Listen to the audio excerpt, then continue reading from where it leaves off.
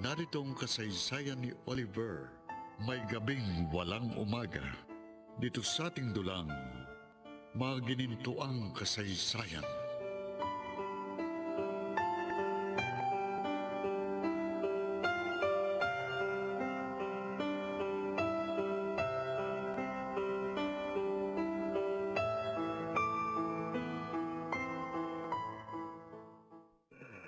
Sir, kumusta na ang pakiramdam niyo? Anong nangyari, Roselia? Nawalan ho kayo ng malay habang child. Naalala ko na. Palabas na ako nang makaramdam ako ng hilo. Salamat na nga lang ho at may nakaalalay sa inyo, kaya hindi kayo nabagok. Yung anak ko, kumusta na si Oliver? Mas maayos na po ang lagay ngayon, sir, ni Oliver. Gusto ko sana siyang makausap. Magpahinga ho muna kayo. Kailangan yun para bumaba ang blood pressure niyo.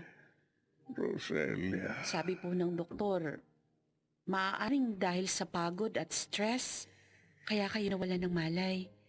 anong sabi ng anak ko? Galit ba siya sa akin? Hindi po niya alam ang nangyari sa inyo, sir. Huwag niyo na lang ipaalam sa kanya. Ayokong mag-isip pa siya. Pero napaliwagan ko na ho siya. Kaya palagay ko naman po magiging maayos na kayong dalawa. Maraming salamat sa iyo. Napakalaking tulong mo talaga sa akin.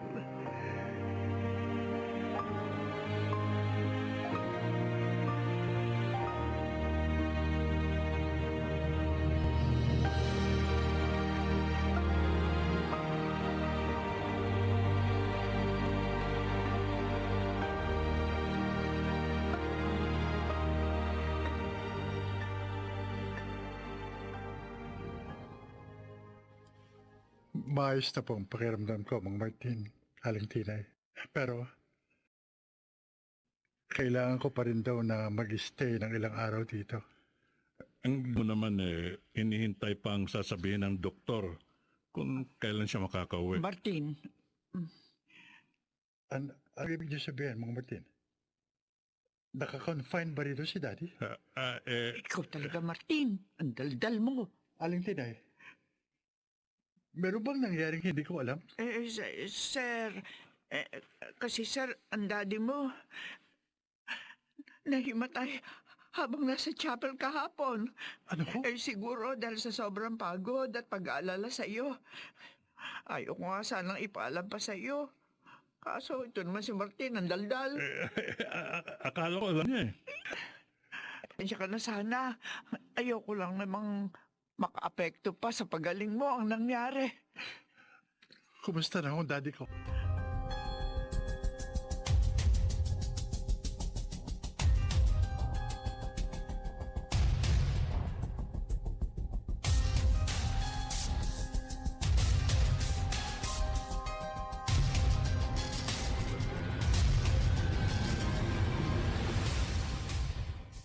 Nasa silid na po niya si Sir Eleno, Aling Tinay.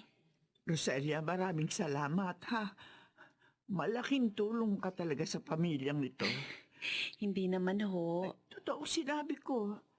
Kaya nga hindi ako nagulat nang malaman kung gusto ka ni Sir Eleno para kay Oliver. Ano ho? Aling Tinay? Oo. Gusto ka niya maging manugang. Nakakataba naman ng puso yan. At ako rin naman. Gusto rin kita para sa binatang amo ko. Ay, salamat ho. Salamat, Aling Tinay, pero hindi po niya ako mahal eh. Kung naman oo, pwede namang magbago ang damdamin. Aling Tinay, Oo, ngayon, maaaring hindi ka niya mahal. Pero ano malay mo bukas, mahal ka na niya. sana nga ho mangyari yun. Dahil yun po ang pangarap ko.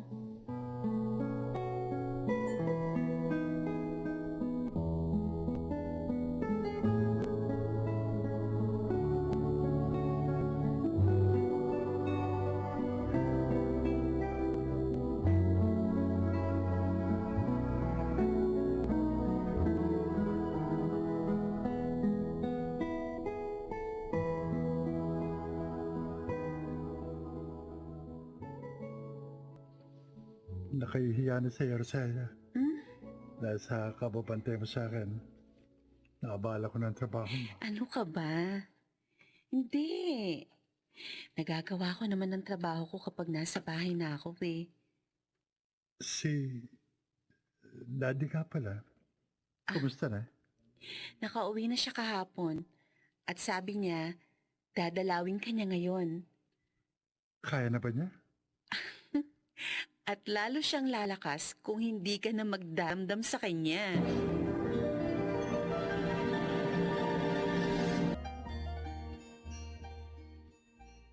Hello, Lemuel.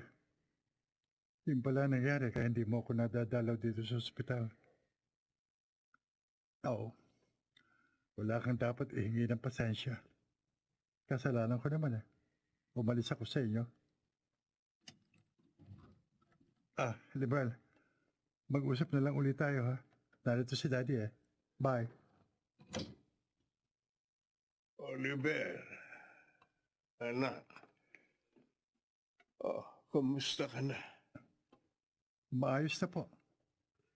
Kayo po, Dad. Ha? Alam ko na po nangyari sa inyo. Hindi sadyang nabanggit sa akin ni Mang Martin. Maayos na ako, anak. Masama pa ba ang loob mo sa akin? Daddy, Anak, maniwala ka. Kung naging tapat lang sa iyo ang babaeng yon, hindi ako tututol. kalimutan ako natin yan. Anak, Siguro nga, hindi kami para sa isa't isa. Kaya mula ngayon, sisapin ko na rin siyang makalimutan.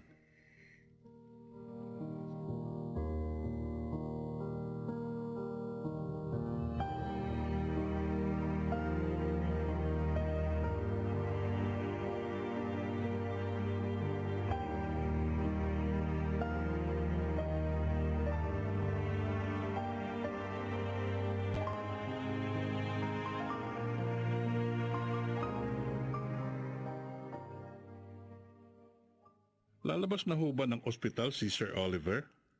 oo, Martin. Yun ang sinabi ni Roselia nang tumawag siya. Ay, salamat naman. Unti-unti na hong nababawasan ang problema niyo, sir. Kaya nga masaya ako eh. Ay, sabihin mo kay Tinay ha, maganda ng masarap na lunch para kina Oliver at Roselia. Ay, si Rosella po bang maghahatid kay Sir Oliver? Oo, pero susunduin mo sila. Maayos na rin ang bill ng aking anak doon sa ospital. Hindi na po ba nagtatampo si Sir Oliver sa inyo?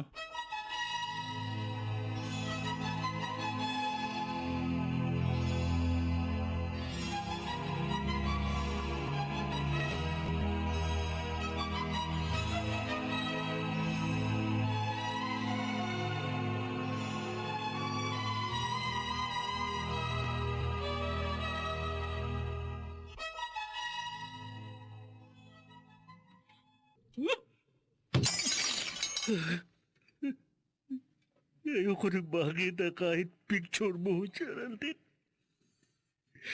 Napakasakit na ginawa mo sa akin.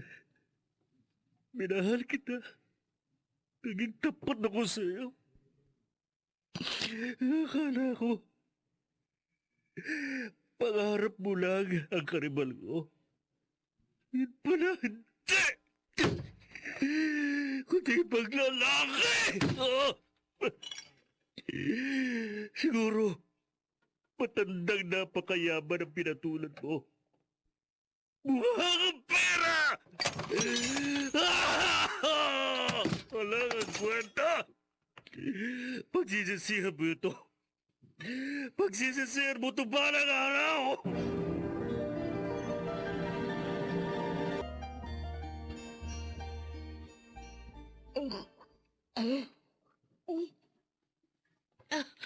Ano ba ito? Bakit nasusuka ako sa amoy ng pagkain na ito? Dati ko namang kinakain ito. Ah, alam ko na. Dahil dito sa pinagbubuntis ko, naglilihi pala ako. Ay, baby naman, please. Huwag mo kong pahirapan. Hindi natin kasamang daddy mo. Nandito pa tayo sa ibang bansa. Magpapadeliver na lang ako ng ibang pagkain.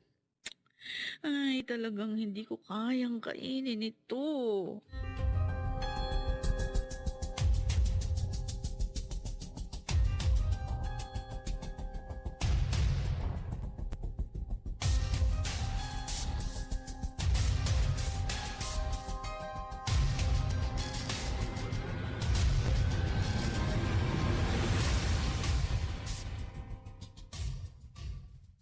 Yan ho ang sabi ng President ng Small and Medium Entrepreneurs Association, sir. Bibigyan nila kayo ng award sa anniversary nila next week. Pero bakit? Hindi naman nila ako miyembro dahil malaking kumpanya na tayo. Dahil daw po sa assistance na binigay niyo sa kanila last year. Malaki daw pong naitulong niyo sa kanila. Hindi naman ako naghihintay ng kapalit sa ginawa kong yun. Ginawa ko yun ng taos-puso. Tanggapin niyo na lang ho, sir. Ginagawa rin naman nila yun ng tao sa kanilang puso. Ikaw talaga. Oh. Alam niyo, sir, natutuwa po ako at masaya na uli kayo. Dahil yon sa tulong mo, Iha. Ano pong sasabihin ko sa grupong yun, sir? Pupunta ako.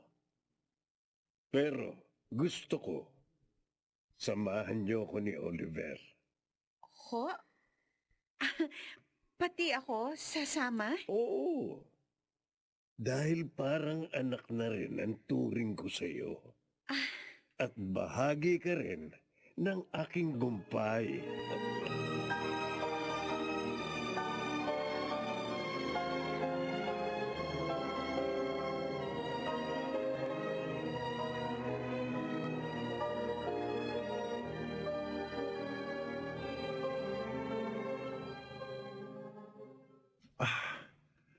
Nasaan mong Martin?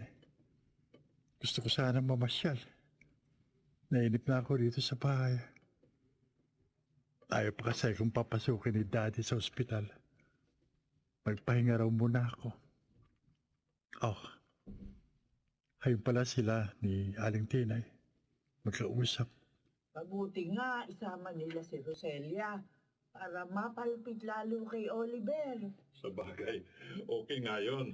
Dahil gusto ni Sir Eledo na maging manugang sa Roselia. Tama ka. Ano? Gusto ni Daddy na maging manugang si Roselia? Totoo ba ito? Ano ang gagawin ni Oliver sa pagkakataong yon?